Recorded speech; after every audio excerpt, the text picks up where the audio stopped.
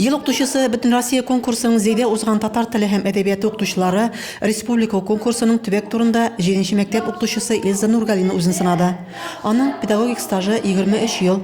Ул конкурста 5нче сыйныфта Фәнис Яруллинның Зәңгәр күлдә ай коены әкияте буенча татар әдәбиятыннан ачык дәрес күрсәтте.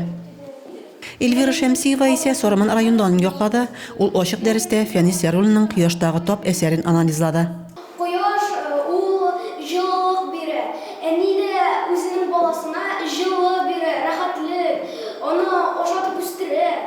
Укытучы дәрес темасы өстендәге эшләп калмыйча, укучылар аларны тормышларында кулланырда итеп, кызгысыну уятырга, аның буенча сорауларга җавап бирергә тиеш. Дәресмә максатны мин әниләргә карата шәфкатьлек формалаштыру дип максат куйдым һәм инде яхшылыкны яманнан аерырга өйрәтү дип максат куйдым. Балалар дәрестә бик матур җавап бирделәр, дәресне аңладылар, аларга дәрес ошады дип уйлыйм. Төбәк турында Сорман, Мөслим, Актаныш, Түбән Кама һәм Зәй районы татар телчеләре үзләрен санады.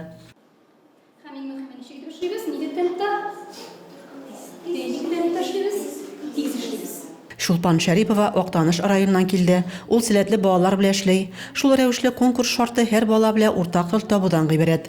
Аның нәтиҗәләре исә алдагы атнада билгеле булачак. Рәзимә Кашапова, Денис Ипатов, Зәй хәбәрләре.